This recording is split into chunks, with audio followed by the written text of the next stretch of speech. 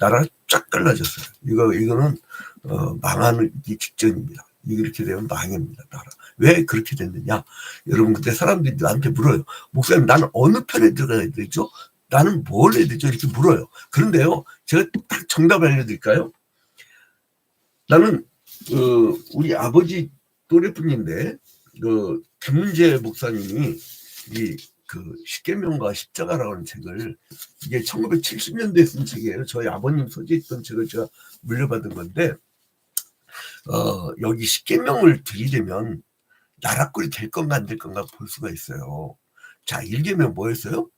너는 나 외에는 다른 신들에게 두지 말라 라고 했잖아요. 응? 그리고 너희는 다른 신들, 곧 내 사방에 있는 백성들의 신들을 따르지 말라. 너희 중에 계신 하나님 여호와는 질투하는 하나님이라고 이사야 45장 5절에서 말씀하시고 있어요. 자, 하나님 앞에 다른 신을 뒀어요, 안 뒀어요? 이 민족이. 그걸 점검해 보시면 되고, 둘째 계명, 제2계명입니다. 너를 위하여 새긴 우상을 만들지 말라. 출애굽기 20장 4절에 나오죠. 그래서 이제 레위기 26장 1절에 보면 너희는 우상을 만들지 말며 조각한 신상이나 지상을 세우지 말고, 그리고 이사야 42장 8절에 나는 여호와이니 이는 내 이름이라 나는 내 영광을 다른 자에게 내 찬송을 우상에게 주지 아니하리라. 우상을 만들지 말라고 했어. 혹시 이 나라가 우상 숭배를 했는지 점검을 해보면 됩니다. 딱 답이 나와요. 자, 그 다음에 이제 제5계명 내 부모를 공경하라. 이건 신앙의 부모의 얘기도 마찬가지죠.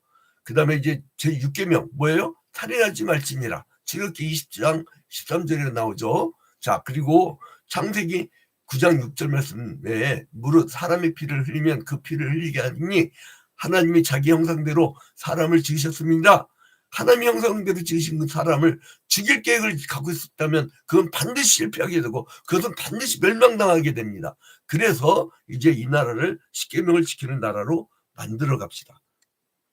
자, 이제 그래서 우리가 이 나라와 민족이 하나님 말씀에 입각해서, 특히 십계명에 입각해서 우리가 정통의 방법으로 나라가 가는지를 점검을 꼭 해봐야 돼요.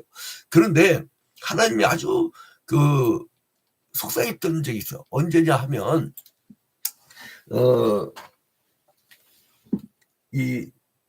지금 우리가 현재에 있어요. 현재. 그리고 2000년 전에 예수 그리스도께서 이 땅에 오셨죠. 그 다음에 예수 그리스도 전에 구약이라고 그래요. 이 기점을 구약과 신약으로 나뉘는데, 선 이해가 없는 분들 자꾸 질문해서 하는 거예요. 자, 구약에 멸망당하기 직전에 이스라엘 백성들이 있었는데, 이 이스라엘 백성들이 북이스라엘하고 남유다로 나뉘어져요. 근데 이 시대 때 북이스라엘에서 제일 잘 나가고 잘 살았던 그때가 언제인가 하니 여로보암 2세 때예요. 여로보암 2세 때. 이때가 굉장히 잘 살았어요. 여로보암 2세 때 이 사람들이 굉장히 잘 살았었는데, 나중에 이 사람들이 아수르에서 멸망당해요. 아수르. 그리고 남유다에서는 아모스 선지자가, 그리고 북에서는 호세아 선지자가, 그리고 이때 요나 선지자가 등장을 해요. 근데 아모스 선지자하고 요나하고 정반대로 얘기합니다. 이 아모스 선지자는 니들 이렇게 하다가 망한다라고 계속 얘기를 했는데, 요나 선지자는요 아주 얍상해요. 사람이 어디에 이 사람이 등장을 하냐면 열왕기하 14장 23절부터 25절에 등장하는데요. 이거를 열왕기하 14장 23절부터 25절까지 이렇게 여기 등장을 하는데, 여기서 어떻게 나타나냐면요, 유다의 왕 요아스의 아들 아마샤 제5년에, 자, 유다의 왕 때 아마샤 제5년이에요. 그때 이스라엘의 왕 요아스의 아들 여로보암이 사마리아에서 왕이 되어 41년을 다스렸으며, 그러니까 이 사람이 41년 다스리면서 24절에 여호와 보시기에 악을 향하여 이스라엘에게 범죄하게 한 느밧의 아들 여로보암의 모든 죄에서 떠나지 아니하였더라. 사람들이 죄에서 떠나지 않았어요. 죄악 가운데 있었어요. 왕이 잘못되면 백성들이 다 망하게 됩니다. 근데 25절에 보니까 이스라엘 하나님 여호와께서 그의 종 가드 헤벨 아믹대의 아들. 근데 여기서 요나서 1장에는 여호와의 말씀이 아믹대의 아들 요나라고 나오죠. 그런데 그 열왕기하 14장 25절에 보면 이스라엘 하나님 여호와께서 그의 종 가드 헤벨 아믹대의 아들이라고, 그의 종을 붙였어요. 그게 뭐냐면은 신앙 가운데서 자란 사람이란 거예요. 아믹대의 아들 누구예요? 선지자 요나를 통하여 하신 말씀과 같이 여로보암이 이스라엘 영토를 회복하되 하마더기에서부터 아라바 바다까지 하였습니다. 뭐예요? 요나가 말한 것 같이 엄청나게 경제적 번영을 이뤘다는 거예요. 그러면 이 요나 선지자는 성향이 왕한테 왕이시여 잘 될 겁니다 이럴 사람이에요? 아니면 왕이여 곧 아수르에게 망하니까 당신 정신 차리시오 이렇게 지적할 사람이에요? 요나는 요거예요, 요거. 근데 이제 아무튼 이 사람이 이러한 기원전 8세기 때, 이때가 이제 기원전 8세기죠. 기원전 8세기 때 그가 이 스불론 갓 헤벨에서 태어났다라고 이렇게 기록이 된 것을 아까 우리가 볼 수가 있죠. 근데 이제 이 사람이 이때 이제 예언을 하는데 하나님으로부터 뜻밖의 이야기를 들어요. 어떤 이야기를 하냐면은 이제 이 북이스라엘을 곧 망하게 할 아수르가 있는데, 아수르의 수도가 어디냐면 그게 니느웨예요. 수도가 니느웨. 이 니느웨 성으로 가서 너는 이 사람들 회개하라고 가르쳐라. 그랬더니 요나가 듣고, 이게 원수잖아요. 그래갖고 이 사람이 가기 싫어. 그래서 어떻게 했냐면 이 사람이 저쪽 다시스가 어디냐면 오늘날 스페인이에요. 스페인. 그러니까 지중해 제일 끝 대서양 이 구석까지 쭉 가려고 도망가려고 했어요. 그런데 마침 또 그때 배가 있네. 그래갖고 그 배를 타고 막 도망가려고 하는데 그때에 풍랑이 일어요. 그래서 사람들이 막 두려워 떱니다. 그래서 이제 자기들이 막 신을 불러도 그 원인을 알 수가 없어. 그래서 제비를 뽑아요.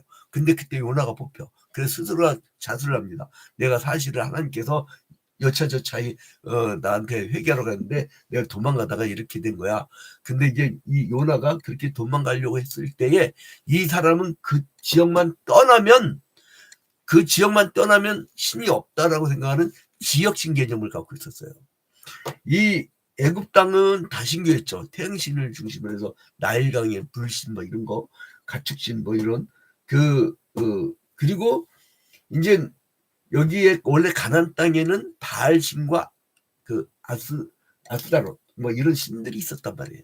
근데 그런 지역신들 개념이 있어서 여기서 떠나면 하나님께 모르시겠지.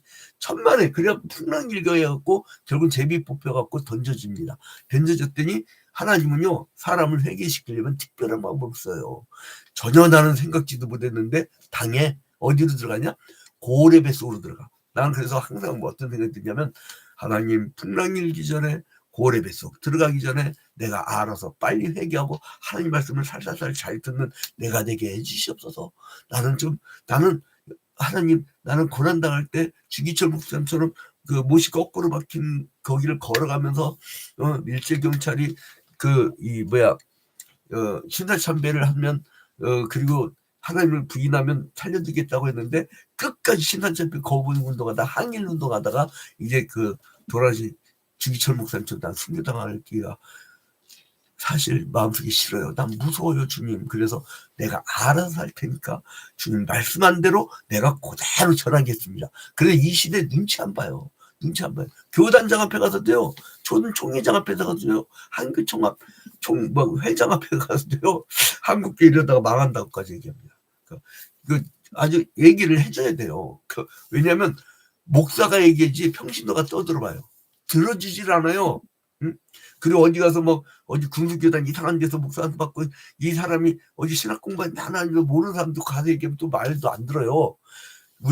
내가 왜 자꾸 3대째 할아버지 목사님부터 얘기를 하냐면은 저는 어렸을 때부터 보수신학, 성경주의 신학, 개혁주의 신학, 그 아주 골수로 그냥 보수신학에서 배웠기 때문에 사람들이 건들지 못해. 왜냐면 그래야 이단 사이비하고 맞짱 뜰 수가 있거든. 근데 아무튼 이래서 요나가 그래서 결국은 물고기 뱃속에 들어가. 비상의 방법. 하나님은 어떻게 물고기 뱃속 들어가면 여러분 유해 때문에 그거 다 죽어요. 다 죽어. 그리고 산소도 없어. 어떻게 사냐고. 근데 뭐 별설이 다 있죠. 뭐 그 배가 뒤집히면 이렇게 그 에어포켓이 있는데 그런 요 효과다 어쩌다 뭐 근데 다툼까지 하지 말고 비상적인 방법 쓰신 거야. 그래가지고 결국 어디 들어가면 하나님이 여기다가 툭 치었는데 이제 결국은 니느웨로 가게 돼요. 가가지고 저것들 멸망당하나 이렇게 봤는데 안 망하네. 그래갖고 넝클 아래에서 막 외치고 회개하라고 외치고 하는데 진짜 회개해버린 거야.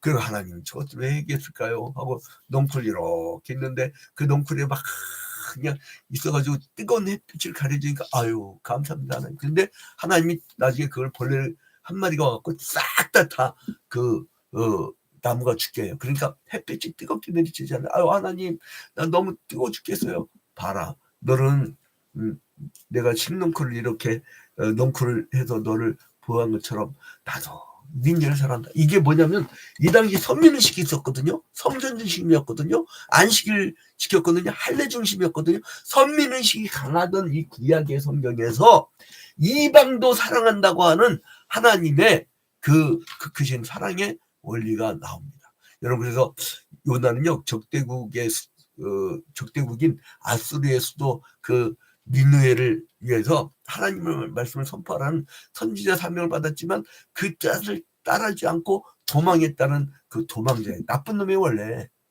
그게 나쁜 놈이 좋은 놈이에요. 여러분 이게 있잖아요. 교회는 이렇게 물 흐르듯이 흘러요. 위에서 빨리 이제 이 장로한수를 받아주고 권사가 되어주고 안수집사가 되어주고 이러면은요 이게 막 세대가 원래 35세 이상이니까 탁탁탁탁탁탁 치고 올라가요. 근데 여기서 권사 좀 하세요. 아유 목사님 나는 아직 젊어요 이래버리면요 이게 나중에는 어찌 되면 60 넘어가지고 몸에 힘이 없어요. 내가 왜 매일 2시간씩 헬스하는데 영역 지력 체력 때문에 체력이 떨어져요. 이게 있잖아요 아무리 운동을 해도요 기력이라는 게 있어요. 기력. 사람이 이빨부터 후끈후끈한 거죠. 이 박동. 이거 심장 박동하고 달라요. 이게 기야, 에너지.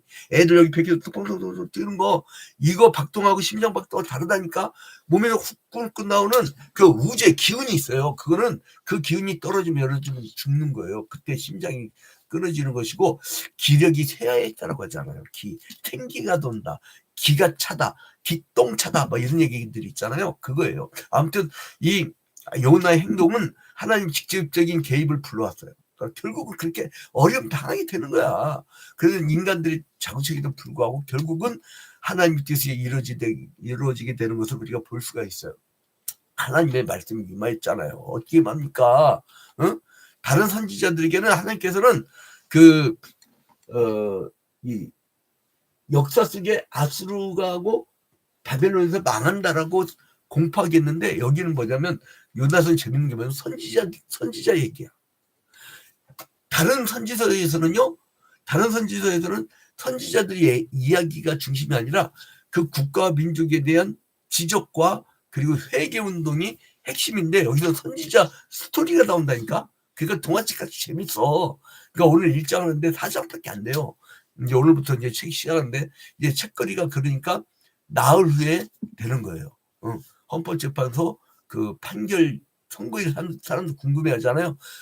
그러니까 아마 요나서 4장 까고 요나서 딱 책거리 하는 날이 그날 선고 날이 될 거예요. 아이고 나 그런 얘기 만드는데 아무튼 다른 선지자들이 말씀하신 나오께서 요나에게도 말씀하셨다는 거예요. 근데 여기서 인간들이 향하신 하나님의 사랑이 끊이지 않고 계속된다는 걸 보세요. 여러분 니느웨도 회개시키려고 그래요. 미운 사람이 어디 있어요. 그러니까 여러분 전도 나가면 아무도 미움의 대상이 아니야. 그들도 구하고 싶은 하나님의 대상이에요.